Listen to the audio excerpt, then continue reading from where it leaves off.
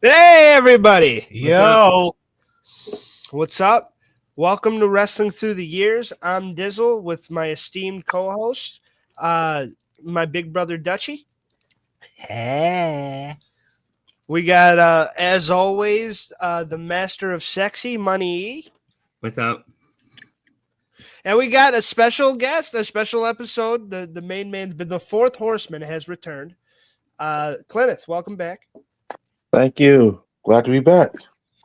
It's always a pleasure when we can get Clinton on the show. And we got a special topic today. We're going to be the main event, technically. We're staying true to Saturday night's main event. We got Saturday night's main event coming up tomorrow for all the true wrestling fans out there. We're all fucking pumped for this thing. They're making it old school. We're all excited. So we're going to skip Worker of the Week this week, and we're going to go right away. Wow. We're going to go right to a review of Saturday night's main event. From October 14th, 1989. Yeah. This is DiBiase and Hogan. This is a big deal. After that, we will be paying off and doing part 2 to our underrated babyfaces of all time. Me, Eric, and Doug started our list. We'll keep Clenneth on, and he can comment on our picks, tell us if we're stupid or not. That's the way we'll do that. That's dangerous, any of us being on the show commenting and letting the others know if they're stupid or not. Yeah. Well, we all seem to do it, so. Yeah. Yeah. Now, And I'm an honest person. You are. I know you are. Yeah. I said it's scary. Now, when we do our list, who's going first? Me. All right, good. So we don't need the lube. Yeah, Eric's going on last, so he doesn't take anybody's picks. Yeah. I'm Fair still enough. walking funny for as many times as he He fucked took me. my number 1. Well, you should still be walking funny too. How many times he fucked you in the ass last week? He fucked you 3 or 4 times on Friday. He fucked me 6 times on Saturday. Wow. Well, it sounds like a good weekend for most people, but Yeah. That's good. so that's what we're going to be doing. Yes, there's been a lot of great wrestling. Check out Saturday night's main event. We're all going to be watching SmackDown after this, but that's why we're going to get right into Saturday night's main event. We're not going to do Worker of the Week this week. There was quite a few people that were impressive. Maybe we'll talk more current next time. This is our last episode of the year. Don't cut me off. This is our last episode of the year. We will be returning in 2 weeks with our Monday Night Wars. And basically, we're recreating the Monday Night Wars. I'm going to be ahead of Raw. I'm taking over from Vince. Doug's taking over from Eric and Teddy and all them. And Eric's going to be the Dave Meltzer. And he's going to be reviewing. And if Clenneth can show up, he'll be the Wade Keller and another reviewer. And he can talk shit too. But that's what we're going to be doing. And we'll be returning in the new year, January 3rd, with that. Go ahead. Do you think we could somehow make Clenneth into the new Cornette? I don't know. I think you got that slot. Yeah. And for Saturday night, since Jesse the Body Ventura showing up, you can call me the big body tonight. Yeah, you're the big body. But no, I really, I'm excited for that. That's going to be a fun one for the new year. But let's start off tonight with Saturday night's main event. And this is a special one. You picked this one, Doug. Why? Because it's the closest one to to the current time frame that we're in, I think. And to me, it has a lot of guys on here that I feel really embodied that really embodied that 80s feel of Saturday night's main event. Yeah. Yeah, it did have that 80s feel. Yeah. I watched it twice. Yeah. Click on the right one. Keep talking. Oh. But I finished my sentence. Not really. But because it had that 80s feel, that's why I picked it. And like a lot of the 80s guys that were involved, two of which will actually be involved in Saturday's thing, or in the deal tomorrow. Jesse and who? No, Ted DiBiase and Tito Santana. Okay. So they're both going to be and obviously Jesse's going to be involved calling the matches, but yeah, Tito Santana and Ted DiBiase, along with Greg Valentine and Coco Beware and Jimmy Hart, are all going to be a part of Saturday night's main event tomorrow night. Now, do you think that Cody comes out with American Dream? He's coming out with something. Oh, like to the theme music? I don't think Yeah. he wore polka dots or nothing. No, I think it's a Wing Eagle championship coming back for one night only. I mean, that's what's being speculated. The old school belt? Yeah. Yeah, and I think they are going to pay tribute to the classics, and I'm excited for that. And this event really did embody the classic Saturday night main event feel. Yeah. And we're in the Riverfront Coliseum in Ohio. We got 14,000 people in the audience, 12,000 paid, and it aired on NBC for a 9.5 rating. Yeah, which still was pretty good back then. Oh yeah, for the 80s, 89, yeah. Yeah, because it was the shows were still getting 9s and 10s. Now, for anybody that really doesn't know, including our two other compadres here, because I'm not sure if you guys know or not. Clinneth, you might. Eric, I doubt. But Saturday night's main event was the original concept was to quarterly replace Saturday Night Live. Yeah. So it aired in the 11:30 to 1 a.m. time slot, which if you watch Saturday Night Live, which I think I only ever did if a wrestler was guest hosting or something. Okay. I think I I actually only think I read about this. So yeah, I think I only ever watched like one like live episode, and that was the first time The Rock did it. Yeah. Which was the lead up. And Clinneth, you'll probably remember this, the lead up to WrestleMania 2000 when they had everybody that was going to be in the Fatal 4-Way kind of crashed the show, and Yeah. they were going to confront The Rock, but they all ended up just being part of the skits. Yeah. Yeah. So that's the only time I ever actually watched a show live. Now I used to watch repeats of it because it would be on Comedy Central. But yeah, so quarterly they would have so 4 times a year, sometimes more, it would be replacing Saturday Night Live, which is one of the main reasons why the main events always went on first.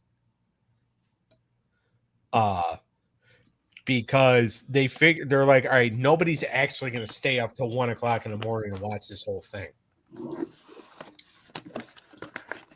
Yeah, and I thought this was a lot of fun. So let's get right into it. We start off with a heel Randy Savage with Queen Sherry in his corner going against Superfly Snuka. Yeah, the Macho King. Yep. Yes. What'd you think of the match, bud? So I feel like that this was not necessarily the best outing from both guys. Well, they only got 5 minutes. Yeah. But Snuka was kind of getting old at this point, it felt. Yeah, and he had just returned. Yeah. So, this was one of those, it was a cool match. I think it was like first time ever or whatever it may be. Yeah. And did Sean watch it? Sounds like it. It was an okayish match. Yeah. I would agree with that assessment. I mean, it was one of those types of matches that, like, first time ever, so you expect it to be better than what you expect it to be really good. Yeah. And then, it kind of like, I mean, the finish, hitting him in the gut with the purse and then rolling him up.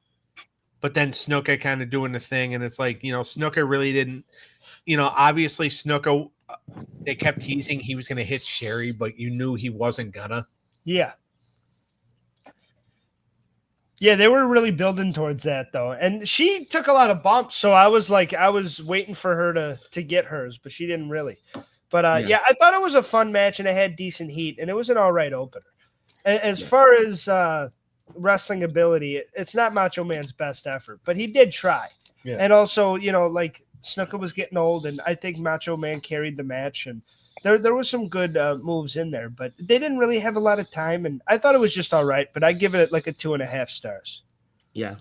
But to me, the match itself was rushed in my eyes, and I kind of felt the opposite. I felt even though Randy was a heel, it wasn't. It was more like the heelish actions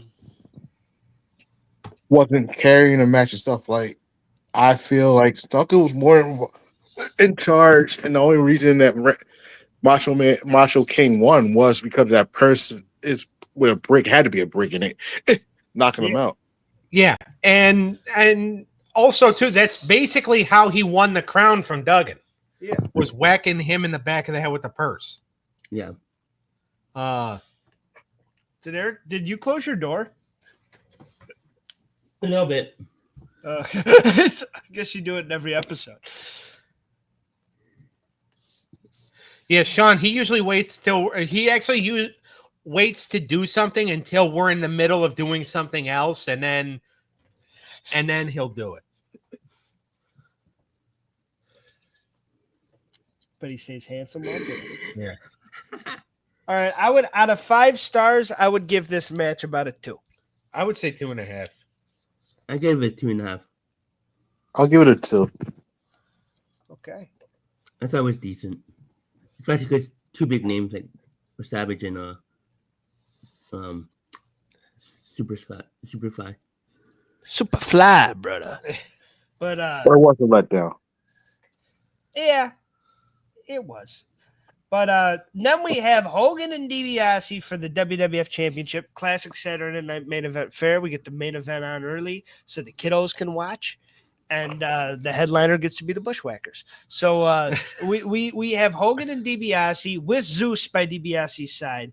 And they're kind of building towards that. I thought this was a lot of fun, Doug. So this was pretty much Survivor Series had already been announced. Yes. All right. They already knew they were going to do the Survivor Series pay-per-view. They already knew what the matches were going to be. Hogan was going to captain a team which is going to have Jake the Snake Roberts and Demolition versus Ted DiBiase, Zeus, and the Powers of Pain.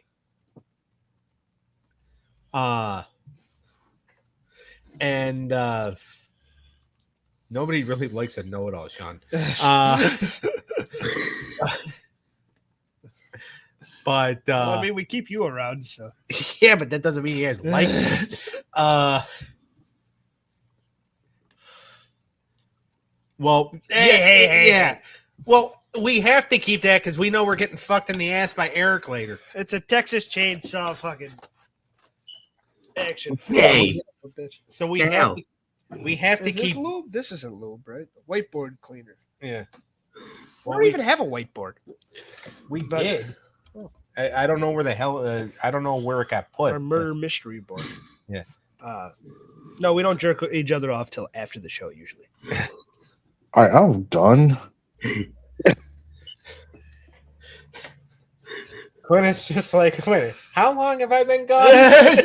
What kind of a show is this turned into? Yes.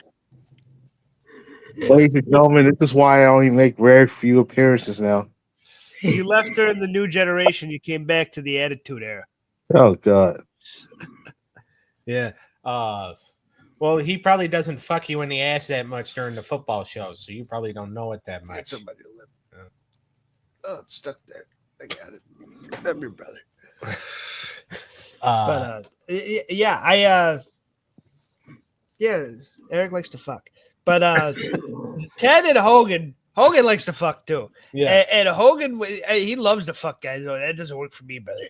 But I thought this was a fun match, and it's Hogan in his prime fucking doing the da, na, na, na, na, na, na, and it's just the whole thing works.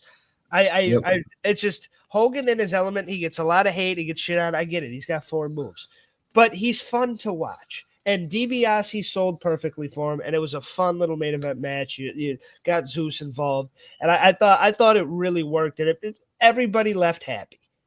Everybody in the arena was happy to see. Well, I mean, not DiBiase. I mean, he wasn't happy he didn't win the title, but yeah, Jake Roberts. Well, the funny thing is that Jake Roberts came out to kind of even up the sides, and then Virgil came out, got Jake out of there by stealing the snake because Virgil doesn't know how to go the fuck away. Yes. But like the match and the finish with the small package, and then they beat up Hogan after, and then Jake came back in. Like was a perfect setup, I think, to Survivor Series, which Survivor Series was going to be on November 23rd. This, of course, was on October 14th. Yes. So they were giving it plenty of build. As a matter of fact, I actually think Jake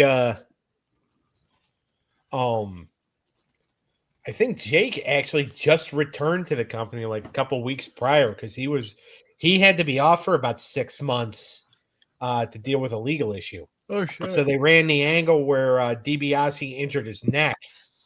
But it was Jake had to deal with a legal issue, so he had to be gone for a few months. Because it really felt in the promo after that. They're like, all right, DiBiase, you're done for the title. Focus on Jake. And it's like, Zeus, go ahead and fucking talk about Hulk. Because he's like, Jake Roberts? He didn't say any. I don't even think he said Hulk Hogan's name. He's like, fuck you, Jake. And he just started going hard about Jake Roberts. So it felt like that was like his title opportunity. He lost it. It's like, all right, Jake Roberts. So it's crazy to think that Jake wasn't even there after. And what's funny too is Hogan and DiBiase had this whole big program like the year before, and it was when DiBiase was trying to buy the title. Yes.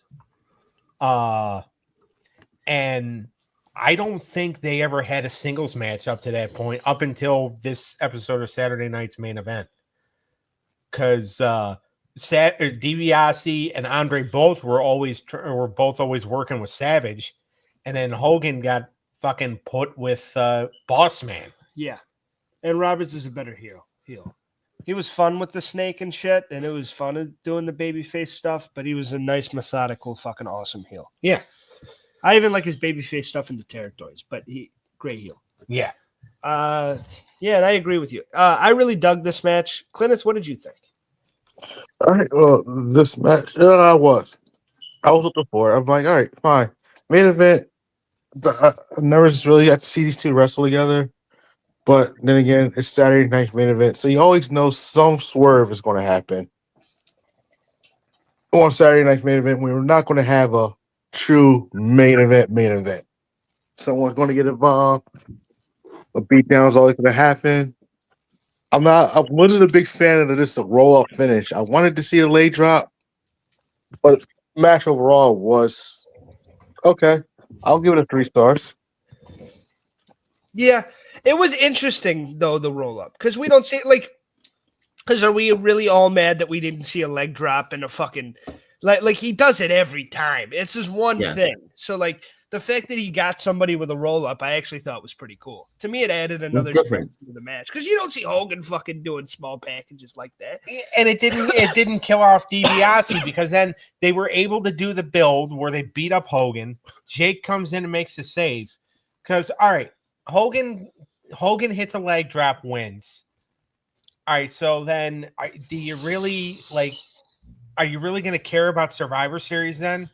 Yeah, because you already know. I mean, well, smart fans already knew anyway that Hogan was gonna get the leg drop and get the pin and all that. But you had to build mystique for Zeus could possibly kill Hogan. Yeah. He just had to sneak it. The fact that Hogan had to sneak a win was pretty cool. Yeah, because it's usually pretty definitive. I mean, he even hit fucking Andre with the leg drop. So the fact that he had to roll up DiBiase, I thought was pretty interesting. I'd give this match a 4.1. I give it a 4-1 because I think it does a lot of things correctly. It's a perfect world title golden age match. It's a perfect Hogan match, and I think DiBiase was a great dance partner. And if Hogan doesn't, because I prefer my fucking golden age Hogan with a big fat guy, like a fucking Big Boss Man or a Bundy. But but if you're not going to do that, I like a DiBiase in there. If you're going to put him with someone that can really like, and I don't want to say the big guys can't work because they can, but like a smaller guy that can really work and like fucking push Hulk technically, I think DiBiase is the way to go. So I really enjoyed this. 4-1. It would either be DiBiase, Savage, or Perfect. Yes. Yeah. Those are the three. Because those three guys would bump for Hogan. They would sell for Hogan. I mean, one of the reasons why Rick Rude never really got to work a big one-on-one program with Hogan is because Rude didn't want to take the losses. Rude wanted to, Win the kind championship. of win the championship, and then Hogan also is just like, he's too good of a worker. People won't buy me just hitting him with the leg drop and that being it. Yeah. He's because Hogan like refused to. I mean, there's a few house shows I think he worked with Rude, but it's just like they never got like a full-fledged program out because Hogan was afraid. It's just like he's too good. He's gonna make me look weak, and it's like Did you not watch his shit with the Ultimate Warrior? Even when he beat Ultimate Warrior, he didn't make him look weak. Warrior still looked great in that WrestleMania match in one of the biggest upsets of all time. But fucking, I think he did a great job of making Rude can sell. Rude can make people look awesome. Have you ever seen Rick Rude take a backdrop? No. Okay, so does he have a bad back though? Oh, I mean, not anymore. He's no longer here. What? All right. Go ahead. So flip him up in the air, and he usually does the 360, the full rotation as he goes down. Oh, yeah. Like they get him as high up as they possibly can, which is kind of hard to do to a guy that's 6'3". And that's what I'm saying. You're helping me make my point. I'm fucking. He can sell. Yeah, he can sell. He's good. He can put guys over. And I'm just telling you what Hogan said. No, I know. And you just agreed with me, and I agree with what you're saying. I think that but also hottest guy in the company for 5 years now. He's the one selling all the toys. He's the one. Take the fucking leg drop, buddy. And I love Rick Rude, and he's one of my favorites, but that's on you. If you're not going to fucking take the hottest move from the hottest guy in the company, what are we doing here? Well, you just want to DiBiase can get the small package, but most guys are getting the leg drop and getting the 1, 2, 3 and looking at the lights. But also too, it was with here. It's just like, okay, you have to make Zeus and DiBiase both look like credible threats. Yeah, and it worked. But it's just like if Randy wouldn't take the attitude adjustment, I don't know if Randy would have got as far. Right. It's just you can't really do that. And I don't know if he and who said that? What sources do we have? About Hogan? No, about Rude not wanting to take the leg drop. I think it was a Meltzer thing. Oh God. Okay. So if it actually happened, I would take the leg drop. Yeah. If you're going against the hottest guy in the world, you're gonna take his finish and take the loss. But Rude worked in so many different ways. He didn't need that.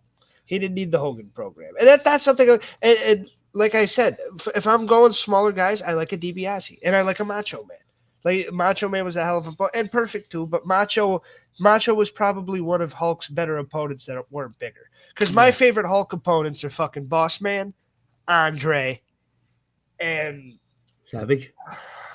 Probably Macho, if I had to throw it in there. Because I like Piper, but it's also I don't know. I like more. I think they dragged that on too much. More because of the gimmick of those two than the actual matches. Because the actual matches aren't amazing, but there's just an atmospheric thing about them. I give this match a 3.5 too. I thought it was better than the first one. I'm going to say 4.5. Okay, 4-1, 3.5. Clint gave it a 3, and you say 3.5. Yeah. All right. Sounds good. For Yeah, a Hogan match, it was pretty good. I thought it was good. Then we get a promo from the Haku family, or the Bobby Heenan family with Haku, and they're going against Haku's going against Roddy Piper. Right, because this is Roddy Piper is in the middle of a feud with Rick Rude at the time, and Bobby Heenan is sending Haku to try to soften him up. He's got to go through the muscle. Yeah. Yep. And Haku, obviously, everybody knows him as like the baddest man on planet Earth. Like, we are not on the. This is a fan podcast of guys that watch it, and we like review the product and talk about what we like and stuff. We're not dirt sheet guys, but we've all heard the stories that Haku's the fucking one guy. If you were to pick anybody to go into a brawl with, like besides Brock Lesnar, it's probably from the olden days. It was Haku. So he's got quite the reputation behind him as a tough motherfucker. Which, by the way, like here, like a lot of in this time, except for when he was teaming with Andre, he was mainly used as like a job guy. Like, I mean, he was like big and tough, but he was putting more guys over than anything. I know. He could be presented in good light stuff. I love him in WCW. I'm a Meng guy. Yeah. But Haku is cool. And when he came back in 2001 with Rikishi, I fucking loved it. And there was something awesome about that. And those two in the Royal Rumble and those two as a team. That's a badass the reaction that everybody got when the music hit. Because even like watching it like for the first time, I'm like, whose music is this? And then Jerry goes, "Oh my God, it's Haku!" And King's like, "Haku? Like, what's he doing here?" Yeah, it was a cool return, and it was one of the first like legend returns almost. Yeah, but then he came back and was on the main roster and shit. But it was like because now the Royal Rumble's known for the surprise entrant. Yeah, and because what was funny was that earlier in that Rumble, you had the Honky Tonk Man come out, and then Kane hit him in the head with the guitar. So good. And throw him over the top rope, and you have King. Because even like King had the other. That's still the best Rumble in history. Oh, 100%. Like 90, that 92 are my all-time favorites. But when he came out, Jerry Lawler's like, "What the hell?" Because by the way, Jerry Lawler and Honky Tonk Man are cousins. That's crazy. Wow. But King had no clue. Yeah. So I didn't know that. Wow. So he comes out, and then Haku comes out, and Jerry Lawler and Jim Ross are just like, "What the hell is Haku doing here?" Because Haku had just wrestled for WCW the night before. And then he got the call. He's like, "We have a spot open in the Rumble. Are you interested?" Because he did a Rick Rude. Huh? He did a Rick Rude was on Nitro and then on Raw. Oh, no, on Raw and then Nitro. Yeah. I mean, so like, I think at the time Vince already knew he was buying the company anyway. I think so. It just made perfect sense for him to go over. Yeah. But yeah, no, like that appearance. But getting back to this with Piper and Haku, this was pretty much just to kind of because Piper and Heenan were kind of having a feud themselves because they were both on Primetime Wrestling with Gorilla Monsoon. And Heenan was trying to do everything in his power to get Piper kicked off the show. Yeah. And Gorilla Monsoon preferred Roddy Piper over Bobby Heenan, by the way. Well, I mean, on screen. Yeah. And like Heenan went as far when he finally got Piper kicked off Primetime Wrestling. It was on the Christmas episode, and Bobby Heenan's dressed as Santa Claus. Yeah. And Piper, they were in Studio A. Piper was in Studio B. And Bobby Heenan threatened to tell the kids there was no Santa Claus. Oh my God. So Piper ran over to Studio B or Studio A. And Bobby Heenan is dressed as Santa, by the way. He never took the damn thing off. That's funny. So Roddy Piper beat the shit out of Bobby Heenan Well, Bobby Heenan was dressed as Santa, and USA Network was not very happy about that because a lot of kids tuned in, saw Santa getting beat up. So their parents called USA Network. That's amazing. And basically, they were told, it's like, yeah, you got to take Piper off the air. That's fucking hilarious. Yeah. This match was a lot of fun, though. Yeah. I thought the match with Haku was good. It was solid. That's a great story. But I really do enjoy this match. I thought Haku is stiff and brutal and awesome, and Roddy works that style great. And Roddy, baby, because like when Sean was asking about fucking if Jake Roberts was a better heel or babyface, Roddy's one of those that's a career heel because he's such a great heel. He's one of the best heels in history and one of the best promos in it. Like, to me, he's the best heel. Like, him and Randy Orton are like, and those are both guys that I also like as baby faces, but they're just so good as heels. And that's why, like, and both of them might be on lists later. But fucking that like, he is such a fun baby face when he is a baby face. And like his promo after and him talking shit to and just his face and the way he can, like, the way he articulates, besides Flair, I don't know a better promo. Especially that old school fucking NWA type. Even though this is WWF, but fucking Ric Flair and fucking Roddy Piper are the two greatest promos in history. Yeah. I know The Rock and I'll entertain some others and Chris Jericho but those two, and just Roddy Piper specifically, he can shred on the mic. And as a babyface, I thought he was fun and compelling, and you also thought he could kick some ass. And I should do a list of that. Top 10. I give this match a 3.8. Yep.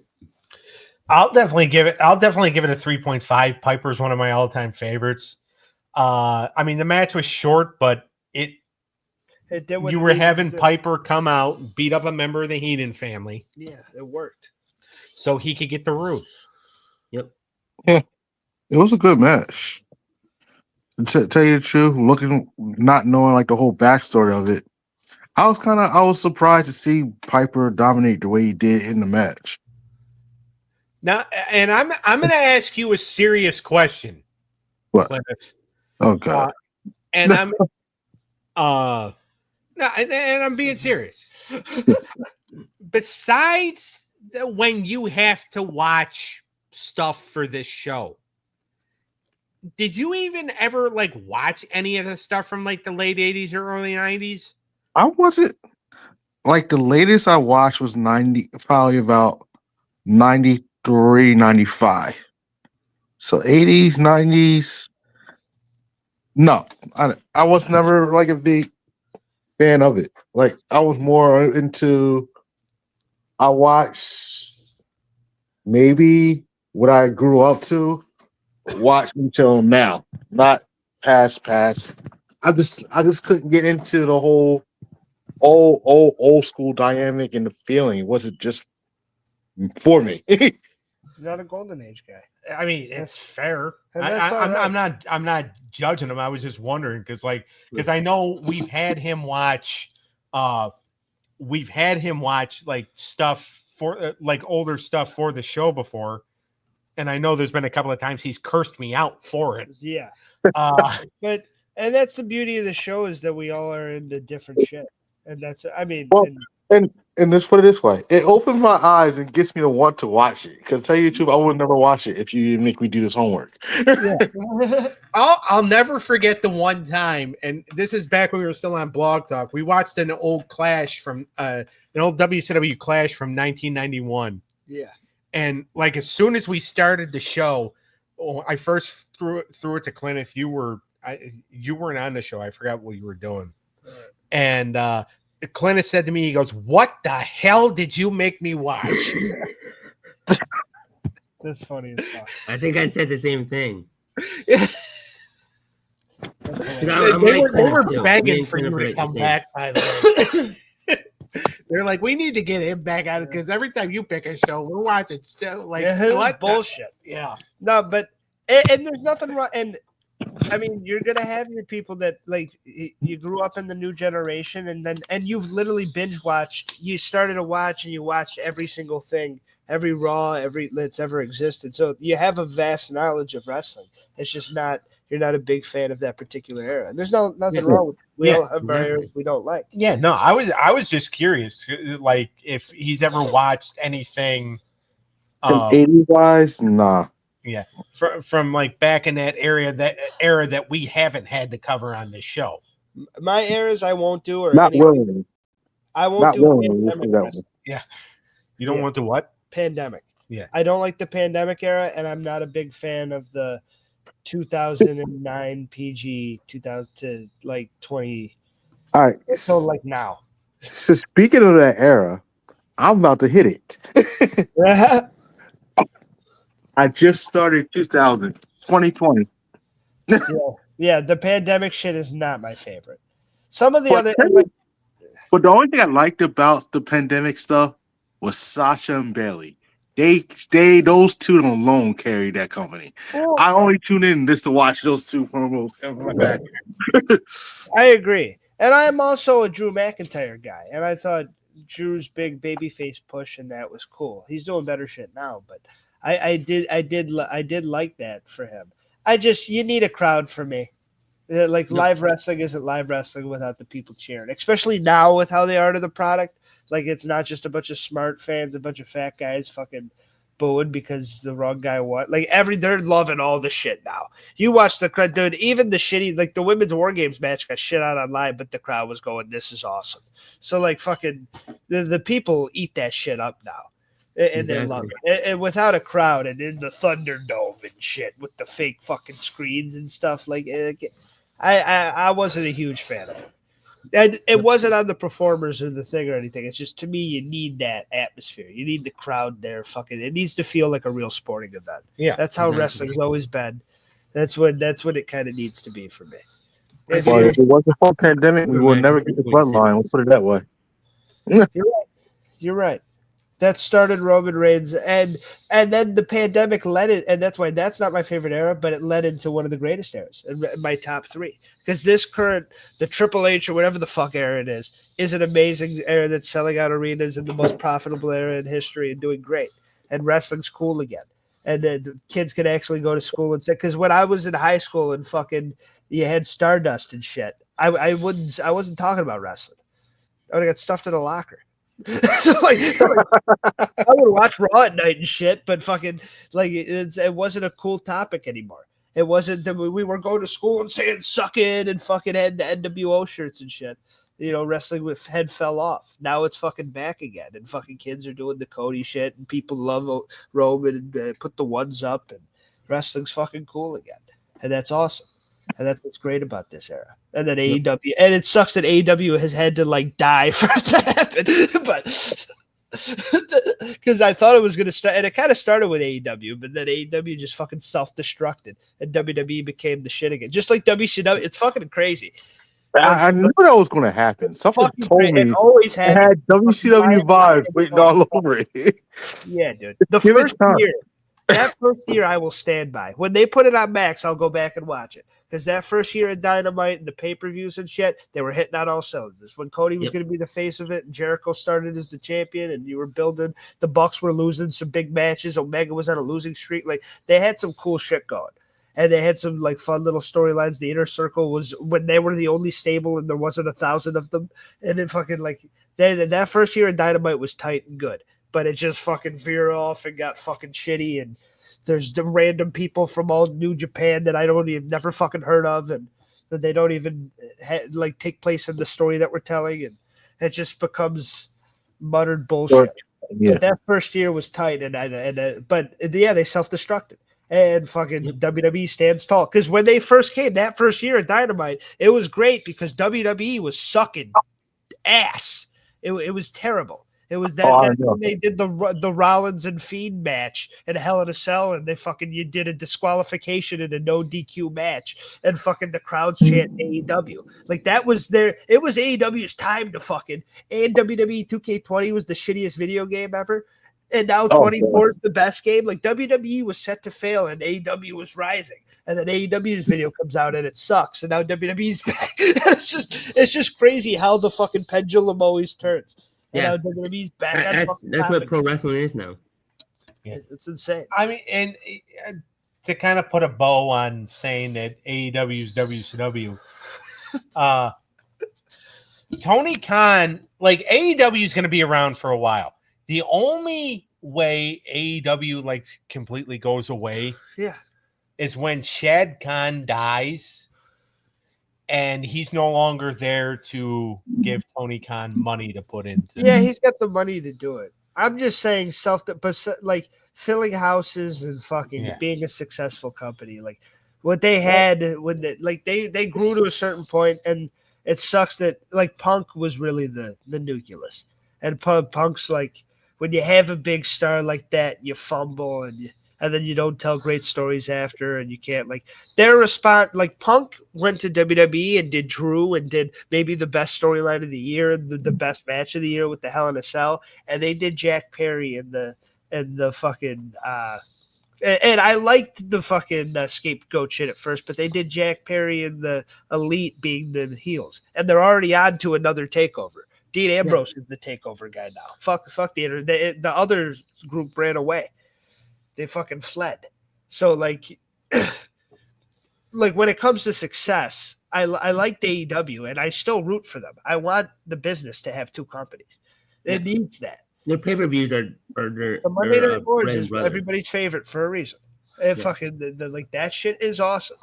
And that first year, and the fact that the WWE has stepped up their game, and that's great. Now, hopefully, AEW can respond and come back. And you know what's funny is that like nobody's really talking about TNA, but TNA is still doing like okay. Like they just got an arena, didn't they? Like that sells a lot of. I just heard about that today.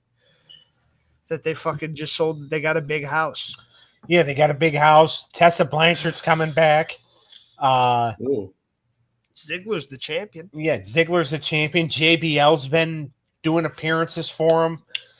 Like they're not like big time, but you know, they're another place that like people can go for a while. They're doing better than they've done in a bit. Yeah. I think they're doing more crowds than like ROH. So. Yeah. I hope AEW can make the comeback. And I do think it's possible. Because you still have a roster of very talented people, and you still have great minds. Except Kenny Omega is going to come back, and they're missing Kenny Omega. Unfortunately, just the wrong fan might have. Like, it sucks that the fan with money that got the shot was Tony. No offense, unless he can fucking prove me wrong in the next 5 years. And I would love to say that. But I believed in the kid. Like I said, that first year was tight. But like if he can get the book, like at this point, if we were ranking bookers on a tier list as fans as a podcast, he would be in the bottom tiers. And that's not to be mean. It's just his booking has not been my favorite. Well, and also too, when you have a booker who, okay, you got a problem between three guys. Okay. And one guy says, please just handle it. And the booker says no and goes and hides in a fucking closet somewhere. Until all the fighting is done with. It's just like, but even on the screen too, though. What you do as a booker is when you have an issue, you go to both guys and be like, sit the fuck down, shut up, and listen to me. You're gonna knock this shit off because you're hurting our business. You're gonna get along or you're gonna leave. And then that's it.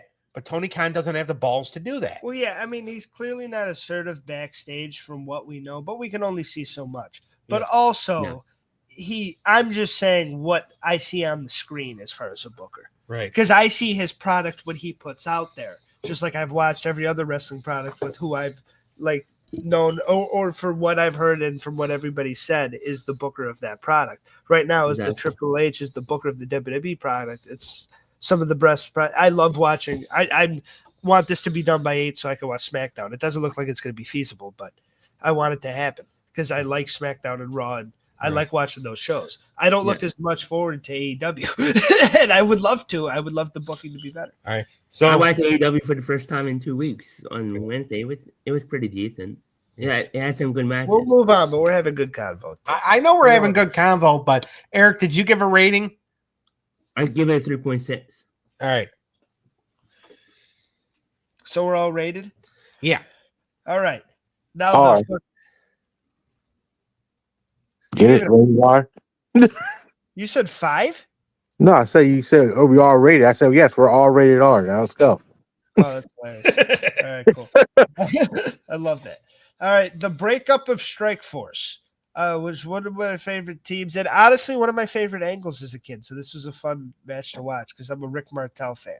And we got Tito versus Rick, and Rick Martel's got Jimmy Hart, Honky Tonk, Slick, so he gets to come out to Jive Soul Bro, which I love, and Akeem and the Big Boss Man. And Tito's got the Rooster, Terry Taylor, who does not look happy to be there, Brutus Beefcake, and Dusty Rhodes, baby. So, Well, I think at the time Rooster wasn't even cleared to get back in the ring yet. yeah, but Like- he just look, and it's funny. They're like, he's strutting on out, and then he's just like walking normally, and he's like, yeah, Well, you noticed the brace he had on his knee, right? yeah. So he blew his knee out at SummerSlam. He was supposed to have this long match with Perfect, right? Yeah. He was supposed to go at least like 5-10 minutes, whatever it was. He went to slam Perfect, and his knee, he blew his knee.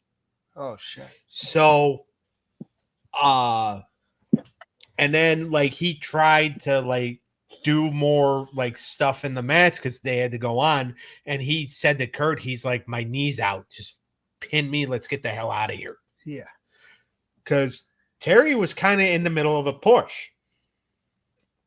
Well, kind of. And so then afterwards, he had to take a few weeks off. And then all of a sudden, he finds out, oh, fuck, I'm going to be at Survivor Series. Yeah. And this is the start of the build to this match, which was going to be the Dream Team, which was the Babyfaces, taking on the Enforcers, which was the heels. Yeah, they built it perfectly. Yeah. So this was the start of the build. But yeah, like Terry, I don't even think had been cleared to get back in the ring yet. And fucking he comes out, he's got the brace on his knee. You could tell that he's still in pain. Yeah, he looked in pain. Yeah. I just thought he was pissed. But I thought it was a good match. I thought Rick Martel and Tito had great chemistry, and I thought it was a fun, slick match. I liked the ending, and I like how they built the Survivor Series in a great way. Yeah. Which you didn't know about. If you're like, why the fuck are all the baby faces out here? Yeah. Or all the baby faces and all the heels? And I'm like, oh, it's building to Survivor Series. Yeah. Yep. And it makes perfect sense. And in that sense, it works perfectly. Because I thought Tito and Rick, I was like, that's a solo issue. Why are they? And it's like, okay. Yeah. But it makes sense. And I thought it really worked in terms of, I thought it's one of the best matches of the pay-per-view, and I give it a 4.7. Yeah. I'll give it a 4 or 5. It's the longest thing on this still. I think it was the best match on the card. No, I give it a 4.5. Kenneth. I'll give it a 4. Did you not hear me? No, I hear you. I mean, I hear you now. All Oh, right. So that was the bad breakup of Strike Force. Yeah. All right. Now our favorite. Me and Doug, the Bushwhackers, Luke and Butch, against the fabulous Rojus, Jacques and Raymond. So I guess that's me and Doc and Raymond. Raymond with Jimmy Hart. And I thought this was a hilarious. I love the Bushwhackers, and I'm glad they went over. And I think the crowd went home happy. And even though like the main event goes on second because it's Saturday night's main event, the way they fucking left the crowd happy with this, I thought was good. I thought I really enjoyed it, and I thought the Bushwhackers were as over as hell. Oh yeah. It's crazy they were such an intimidating team in the territories as the sheep herders. So that they got here and they're fucking Yeah, and then Vince is just like, all right, fellas, we got dude, something different for you.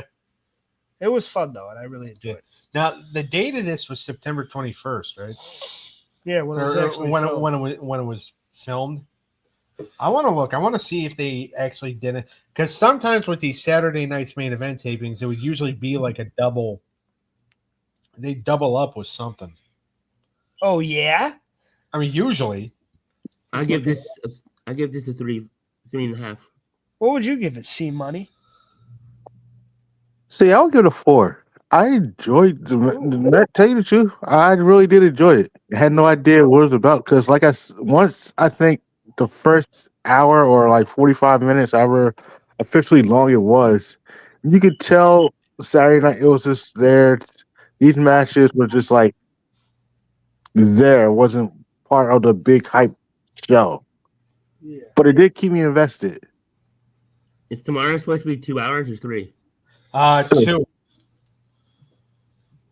It's going to be a good one. I'm looking forward to it. Can you give it a rating, Doug, or are you still looking? I wonder what they start out with tomorrow. So I'm going to give it a 4. I'm going to agree with Glenn. Okay. Because it did a really good job building up Survivor Series. By the way, this was a double taping because they also taped Superstars of Wrestling. Okay. But also some of the big matches that were filmed earlier, before they did Saturday night's main event. Warrior beat Andre. Brutus Beefcake beat Boris Zukov. Oh my God. And then let's see, were there any other big matches after? No. But yeah, so you had those other matches that were for like the live crowd for or for like the primetime wrestling taping. Yeah. But no, I'm going to give this a 4 because it did do a decent job of building up Survivor Series, and like they had some solid wrestling on it, and obviously they got some of the more beloved gimmicks over. Yes. All right. This show, my final thoughts on it and a rating, I would give it out of 10, because we'll do it out of 10. I'd give it an 8 out of 10 out of a show. Yeah. I thought it was a lot of fun, and I really enjoyed it. Oh, I thought we were just giving our final. Oh yeah, that's right. We were giving our well, I gave my rating of the Bushwhacker match. I think these guys thought they were giving it doing a rating out of 5 or out of 5. We didn't do it yet, though. Yo, we was just rating the match. Oh, okay. Yeah, we're rating the pay-per-view now. But yeah, the as far as, well, it's not even a pay-per-view, but as far as the whole thing as a whole, if I was to give my final thoughts on it to start this off, I would say that it's an 8 out of 10 show, and it's a lot of fun. And I really do recommend it as if you want a golden age thing to watch that has all the bells and whistles, that has some good wrestling, it has some fun, like big fight feel and spectacle to it. This is a good one to watch. I mean, yeah. I mean, I'll give it a 9 out of 10. Fuck. Like, and like 88 or 87 through probably the first half of 90. You go back, you watch those old Saturday night's main events because they had because towards like the summer and the fall of 1990, NBC quit giving a shit. Yeah. Like they even cut out like the opening promos and stuff. Yeah, which fucking sucked. It's bullshit. Yeah, I wasn't happy about it either. But this again did a really good job building up Survivor Series in a couple matches. Bushwhackers and Piper got big wins. Hogan, obviously, because you made Hogan look vulnerable. Yeah. Yep. Which was perfect because then you could build up to Survivor Series. But yeah, I'll give it a 9 out of 10. I thought this main event did its job to build up for Survivor Series. So I give it a 8.5 out of 10. All right, Clinton. See, I'll give it an 8 out of 10 as well. The opening match, it was good. The championship match that I was looking forward to, Hulk Hogan, Ted DiBiase, someone I never got to see face each other one-on-one. That was good, but during that, you'll think that Jesus was more of a bigger threat than Ted DiBiase itself. The Bushwhackers, great match, and all shows. It's a good card to watch. Not bad going back in 80s time wrestling again for me. I agree. All right. This might be the first time that we've had him watch an old show that I've suggested, and he's not cursing me out under his breath. Well, there you go. Because it probably wasn't WCW. That's why. Oh, Jesus. You know what? I really, because I don't think you've ever like gotten watched an old WWF show and like, oh my God, this is horrible. But like the old WCW shows from like the early 90s. Well, what's everybody's top 2 favorite eras in wrestling? Well, let's go. If you had to pick 2 eras that you can only watch. Only watch. I will get, if I had to, I would say 98. Yeah, early 97 to late 98. And then I will definitely jump to 2006. Okay. See, I would go Ruthless Aggression, 02 to 08, and WCW NWO from 96 to 99. All right, so I would say WWF 88 to 92. And like you can kind of sprinkle in WCW 91 to 92 in there, which has actually got me into a lot of trouble on this show. Yeah. Especially with Cliniff. But then I would definitely also say WCW 96 to 98. I would say the Austin era, obviously, and then the Ruthless Aggression era. My boy. Can't beat it. But that's when Hummer grew up. Little Hummy. Yeah. Yep. But all right, let's move on to our baby faces. We have our list. Let's give our 10 through 6 real quick, or 10 through 5, right? Because we're doing 4 through 1. Yeah. So my 10 through 5, I had Santino Marella, Zach Gowen, Randy Orton, Goldberg, the Hurricane, and Kevin Nash. Those were that's my fucking 10 through 5 for my underrated baby faces. Doug? Mine were Jerry Lynn, Tatanka, James Storm, the Patriot, Mark Briscoe, and the British Bulldog, Davey Boy Smith. Eric? Mine was MJF, Zack Ryder, Kane, Shane McMahon, Eddie Guerrero, and Batista. I'm gonna do something that I usually don't do. Oh, okay. Gonna be nice to Eric. I'm gonna give Eric credit. Okay. I wasn't that far off. And the reason why I'm gonna give Eric credit, even though he pisses me off to no end, he still keeps everybody on their toes, I think, with some of the stuff he like. A lot of people will make I have a question about his list. And that is what MJF on there, man. Yeah, that was our bit. We were kind of Why? Why? he was trying to sell it. Me and Doug didn't really work by it. But. Yeah, it didn't work.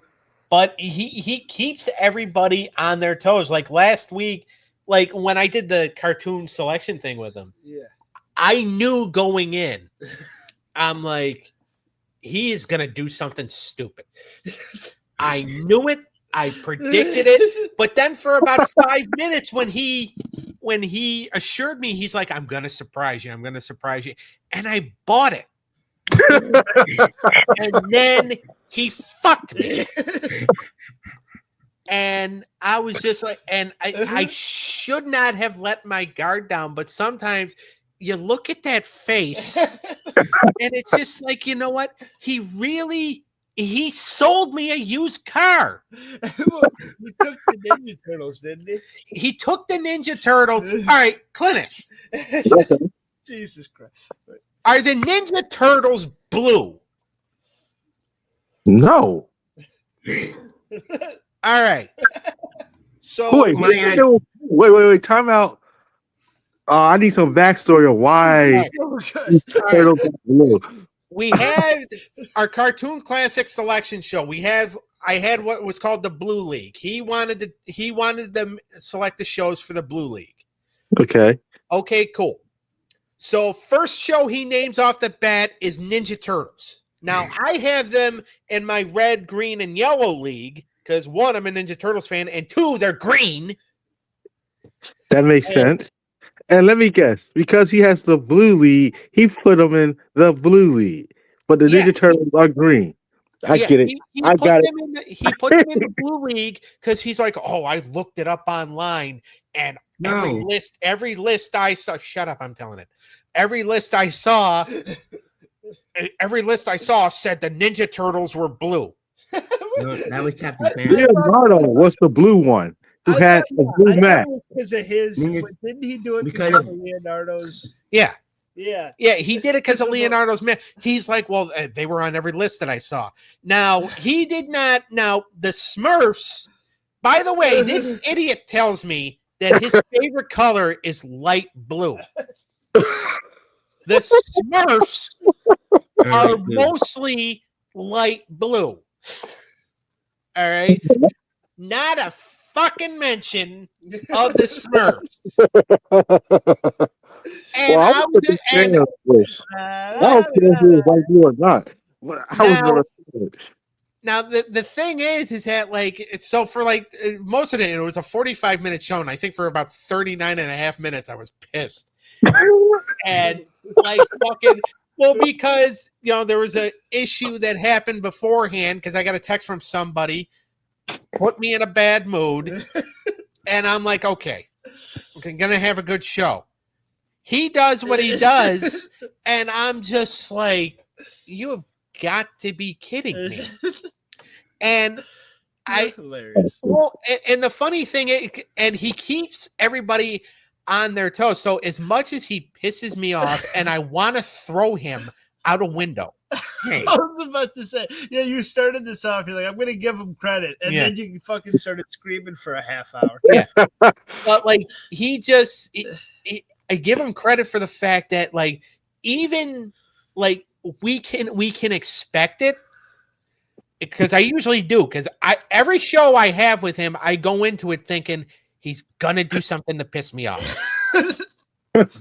And then I just think, but then like for a minute he has me convinced. He's like, "Oh no, it's gonna be a fine show, gonna be a normal show," and then he just gets me, and I'm just like, and I respect it to a point to where it's just like, all right, you did good, like you got me, you let me have faith in you. I don't know if you're giving him credit. I think you're still talking shit, but this is hilarious. I'm talking shit, but I'm doing it in like I'm admiring him. I'm admiring what he's doing because, to be honest with you, that makes for a good show. There you go. Because a lot of people like this week they listen to the show because a lot of people think that the show is at its best when I want to kill you. But yeah, the people at work like it when Doug's pissed off. Yeah, There. like there are people at work, like if it's just a nice normal show, people won't listen. They will not listen to a nice normal show. You piss me off, I go on a rant, I threaten to kill you, and we go fucking viral. But the sad part is we're on YouTube now too. Don't we have laws against that? Well, there would be laws if I actually killed them, yeah.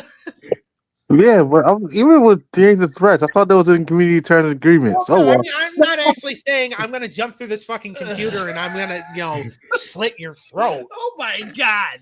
I said I'm not saying it. I know. But don't you sometimes be in the same room with each other? So I'm surprised you haven't yet. Yeah. Well, Eric could kick his ass. There probably is a point to where if I do go to actually grab him by the neck, there probably would be a point that where he would probably poke me in the eye or get me in the Adam's apple or something like that, and then he would be able to run. What if Eric just knocked you the fuck out? Doug's just snoring. I'd wake you up. After you took the picture. Oh yeah. 100%. But yeah, no, but yes, so this did start out as a compliment and me giving him credit. But then of course I went on another one of my fucking tangents, which unfortunately happens. Should we do our part 2 another time? Because I don't know if we're gonna fit it in 20 minutes. I mean, we advertise it. We can try. I can go through this pretty quick. All right, we'll do a speed round then. We'll all give a sentence on a guy. Yeah. and say if we think he's underrated or not. All right. Yeah. I'm gonna go first with my number 4, and then everybody give a sentence what they think if this guy's underrated or not, or 2. You can give 2 sentences. Rob Van Dam. Is an underrated babyface? Yes. I think he was super. He's the guy in the Ruthless Aggression era that should have won the world title off of Triple H. And the fact that he was kind of a victim of that reign of terror really does suck. And when he finally got his moment, he got busted for pot. So I think that he is one of the most underrated of all time because he was over with the crowd. Everyone was doing the fucking, and everybody loved him. He was the whole damn show.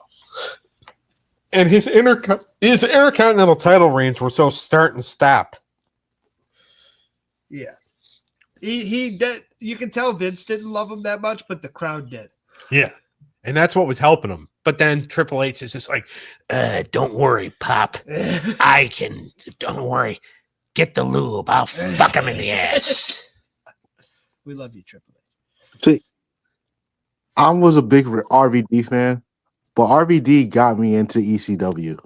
So, yes. I saw this crazy guy doing hardcore matches on TV, channel surfing one night. I said, I like this. I like this, and it got me into ECW. RVD. There you go. Yeah. I like the pick. All right, Eric. Who's your number? I should go second just to. Yeah, I think I'm gonna change it up here. And Hummer to be a gracious, good host. Don't you spray me with the fucking. No, I'm bottling it up because I'm going to need you to spray my asshole. Oh my god. It's not it's fucking whiteboard. Clean. I'm pretty sure you don't have the one. It'll Any still of the work. 4 I have That's on my gonna list. burn. Oh, I'll put it back. See, this is going to be a great reaction. You're not gonna get really hot, are you? Because I'm just doing it as a fun thing. Okay. Am I going next or Doug? No. I think Doug wants to go next. Go, I want to enjoy SmackDown and not have a fucking heated tension for the night. So we'll let Doug go next. Oh, boo. I'm pretty sure none of the 4 You know- I you have know on my what? list. I we live have. with the guy. You know what?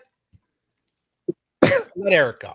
Really? Let him go. You're gonna be the bigger man. Yes. Oh God, here we go. You did Mainly because I do outweigh him by 100 pounds, so technically I am the bigger man. Well, you're fat. Well, yeah. But you gave him the. You got. I mean, I am expecting like my asshole's gonna hurt by the end of the show. But go ahead. Jack Swagger. Okay, no, I don't fucking. You fucking hate Jackson. Yeah, no, that's fine. I mean, I disagree with the pick because he's not an underrated babyface. He was not good as a babyface. I'll say that. I know he's one of your favorites, so I'm not gonna. Say what I thought he was pretty decent as a babyface, especially with the We the People. That's the only thing I give Jack Swagger for, the We the People moment, you know? Yeah. That's kind of why I put him on my list, but maybe I put him too high, but Well, it's like, I loved him. Now I think he's fucking nuts. And he's going on Twitter rants. I got fired because fucking. He literally said, I got fired because Tony Khan wouldn't let me show my love for my Trump. So that guy's a fucking wacko idiot on fucking Twitter, just being a dummy. But fucking, I do like his. I was always behind him. I was always a fan. Even when I only put everybody him else on the hated list because of the We the People. I thought that was underrated. I They thought could've- once they he could've got ran with to that. once he got to AEW, he got lazy. Yeah. But in WWE, We the People, I do think it's an underrated act, and him and Cesaro should have won the tag belts. Yep. Yeah. I mean, again, I disagree with that, but it is Eric's pick. Well, there you go. He didn't steal yours. So. Yeah. Well, yeah, no, you definitely not stealing mine there. My number 4 is the Boss Man. I completely agree. Yeah. He was a fun cop. Yeah. In that early 90s run. Now, obviously, cooking a mutt and stealing a casket doesn't necessarily make you a baby face. And like I said, and even though that heel work, it was more egregious shit in the Attitude Era. My favorite Boss Man is heel against Hogan. Yeah. I like as a big burly heel going against Hulk. But I do agree that he was a fun babyface in the night. And his jail match with Mountie, even though they suggested some weird shit once they got Mountie to jail. But I did that stuff was fun, and I enjoyed the Boss Man as a babyface. Yeah. All right, you're up. All right, my number 3, Tommy Dreamer. Nice. He was the face of ECW, and he was the guy. He was the heart of the company, and I don't think he could really be a good heel. Like, he is the man of the people. He's the common man. He's like the Dusty Rhodes of ECW to me. He's like he's the underdog, the guy that you might not be able to do it. And when he finally beat Raven, if you follow that whole story, it's a fun story to watch. So I always enjoyed Tommy's work, and I think he's one of the more and he never got utilized anywhere else but ECW. Yeah. I'm going next, right? Yeah. I have Ricky Starks. I think the AEW dropped the ball on this guy. Especially, I thought he could have been a good babyface. It seemed like that's where they were heading with him.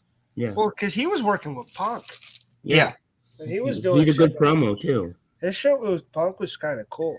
Yeah. Yeah. I don't agree with Copeland saying that he's a vanilla midget rock. That was fucking. No. Edge fucking tore that motherfucker a new I ass. just think AEW dropped the ball on the guy, and he could have been the guy that faced MJF. He was one of for the those title. guys that it's like you need to keep him around to keep this thing good and keep it authentic. He's one of the rising stars that you can build the foundation on, and they just kind of dropped it. I agree. Exactly. And that's one of my knocks on AEW, that you dropped the ball on Ricky Starks, because he is one of the originals of AEW. Keep screwing people up. Will Ospreay's going to be up there soon. Yeah. My number 3 is Tito Santana. Truly underrated. Career babyface. Almost became the WWE champion multiple times. Yeah. Was in that conversation. Yeah, it was in that conversation, a couple different times. Very reliable, could help get guys over. Could work a short match if he needed to, could work a long match if he needed to. He was one of Flair's first big opponents when Flair came over. So there you go. Tito's the fucking man. Yeah. I got you a cameo for him for your birthday. Yeah, and that was fucking awesome. Tito's the shit. I can't wait to see him tomorrow night on Saturday night's main event. Yeah. He deserves to be there, and I'm excited to see him as well. Yeah. I agree with that pick. Number 2. Is it my turn? Yeah. All right.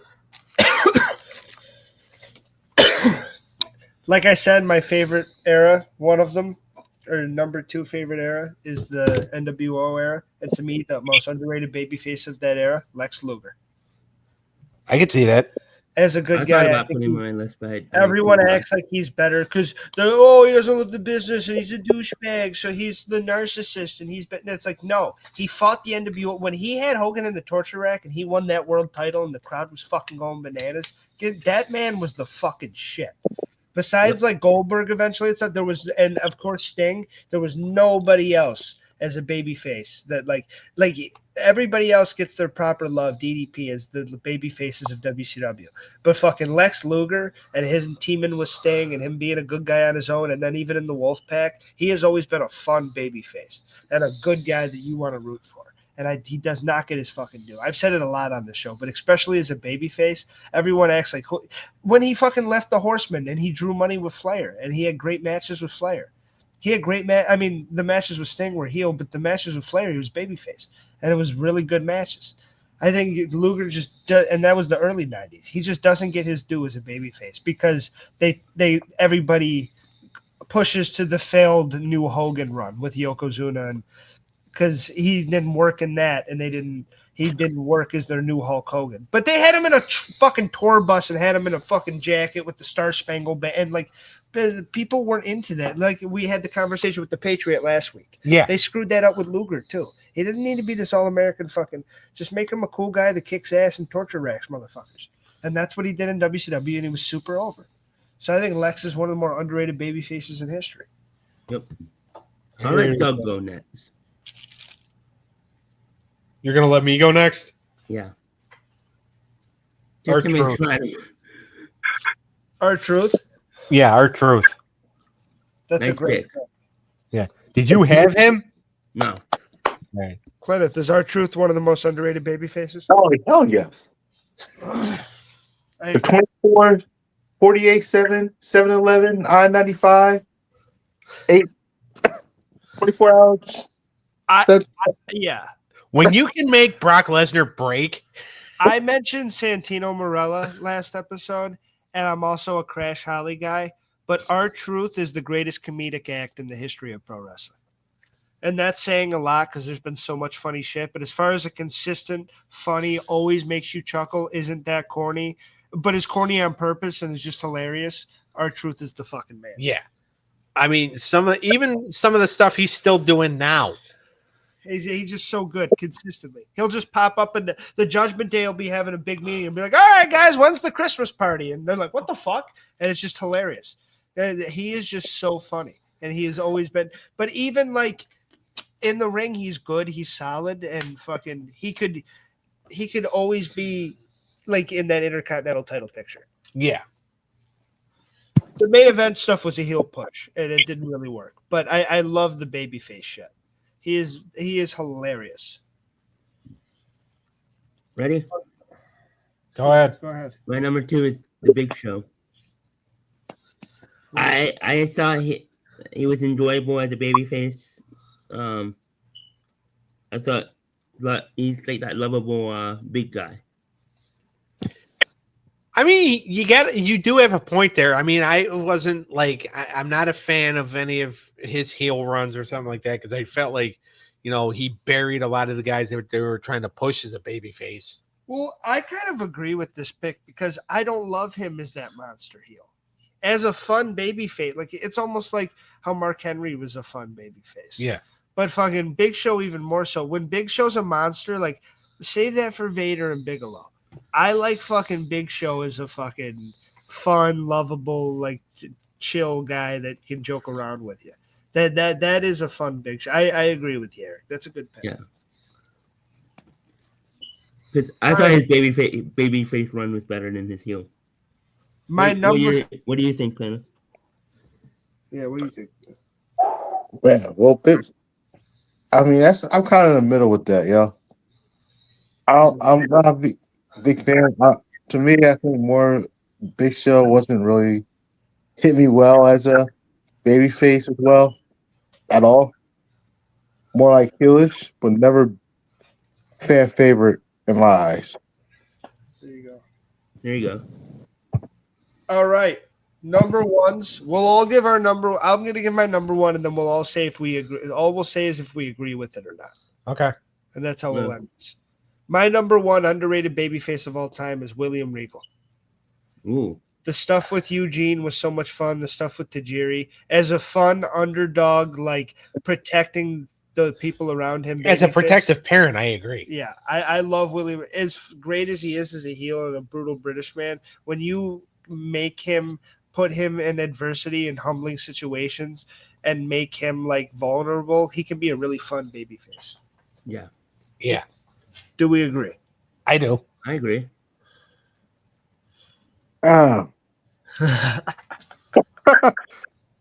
Let's go. I don't agree. All right. I never think of Regal as a babyface. Nah. No, I feel you. Out of manager, nah. Nah. I can't. Not even in the fucking defending Eugene against Triple H and shit. Yeah, but I don't look at. He wasn't really. He was more of passes. He was in like. I don't count that because he wasn't really wrestling. He was the commissioner or whatever. The baby Eugene. Bischoff was the GM. He was wrestling with Eugene. He was the commissioner with Tajiri when he was doing the stuff with Tajiri, Clint. He was wrestling. Him and Eugene were the tag champions. Yeah. It just didn't fit. I don't look at Regal as like a big. I feel you though. Babyface. I mean, it's fair. We can't. Yeah. A lot of people would say that. I just feel, and that's why to me he's underrated. Yeah, that is literally why we made these lists. I mean, that's because fine. It's not public opinion. Yeah, but to me, he's underrated as a babyface. All right, Doug. Hacksaw. I agree. Hacksaw Jim Duggan. Absolutely. I mean, he was super over. The crowd loved him. I mean, I know in WCW, like, they're just like, why the fuck is this guy on my screen? But in his WWF run, yeah, in his WWF run, he was awesome. I mean, that's really all I can say about that. Plymouth, do you agree? I agree. All right. I agree. Anybody find it ironic that he agrees with me? Yeah. All right, Eric. The LA Knight. Oh. The most underrated babyface of all time. I don't know if I necessarily agree with that because currently, yes. Of all time, I think there's more. I maybe put him at like 10. I do agree that he's underrated, though. And his booking is... I probably put him too high. I probably should have switched. Well, he is underrated. Like, he just had a U.S. title reign. They already took it away from him. So, I mean, they're building with him and Nakamura, but still. Yeah. I mean, he's super over with the crowd, so. And poor guy can't catch a fucking break when it comes to, like, a big push, so. Yeah. Yeah, I agree. Glennon.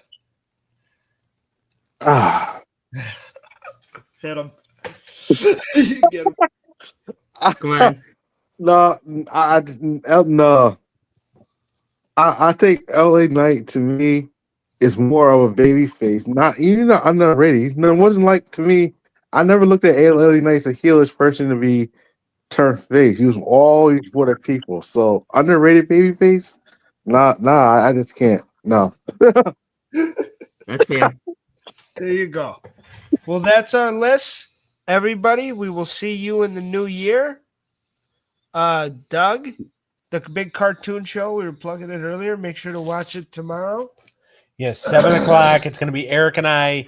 And also, right now we do have another guest coming on. We might have more, who knows, or at least have people in the chat room to kind of help us judge.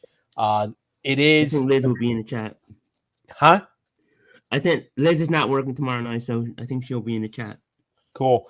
But it's going to be Blue League action of the Cartoon Classic. The personification of Blue, the Teenage Mutant Ninja Turtles, versus Sonic the Hedgehog versus Captain Planet, which honestly, I watched it and there was a lot of Blue I saw. Well, yeah, because like Blue, and what's funny, and the reason why I didn't necessarily knock you on that, one is because I don't really care about Captain Planet that much anymore, but also the fact that like a lot of their stuff, like a lot of the logo, like the sky is blue and all that, and like even the card backs of the figures are blue, so it's like, all right, that counts. And then of course the Simpsons, a lot of people might think yellow, but Homer's jeans and Chief Wiggum's outfit and Marge's hair. So, but that's tomorrow. Marge. Yeah. I'm not going to get that video out of my head. But yeah, so tomorrow it's going to be, we're judging it on 5 categories, which is theme song, animation quality, characters and character development, storylines and plot, and then humor and entertainment value. We'll get into it more tomorrow night. I've got 6 minutes to shower before SmackDown, so I got to hurry up and fucking do that. And we got one more thing. What? And oh yeah. Everybody, we'll see everybody in the new year. We'll be back with the Monday Night Wars series. We're going to start that with our new episode and with the Monday Night Wars for the Wrestling Through the Years. And let's all make a prediction for the new year. What's something that's going to happen within the next year of wrestling? Real quick, I think Logan Paul is going to win a world championship. Everybody else, what's one thing that's going to happen? Well, Ospreay would be the AEW champion. Probably the same mark. It's one thing. Dominic Mysterio is going to be world champion on Raw at some point. Holy shit. On Netflix? Yeah. That's a bold. Money in the Bank. There we go. See? What do you say? Dominic will win Money in the Bank. Yeah. Ooh. So okay, so Doug and Clinton have a part 1 and 2 prediction. So You know how dangerous him and I can be? what the fuck happened in this episode? Yeah. You know how dangerous him and I can be together? The last episode of the year, Cliff and Doug agreed like 99% of the time. Sounds like if you Right. can't beat him, join him. Exactly. But all right, so Clinton thinks Dom's gonna win the Money in the Bank, and Doug thinks he's gonna cash it in and win the title off of Gunther. So there you go. That's everybody's predictions for the new year. This is signing off for the Wrestling Through the Years podcast. We'll see everybody in 2025. Later. Later. Later. Bye, Cliff. Bye. See you, Clint.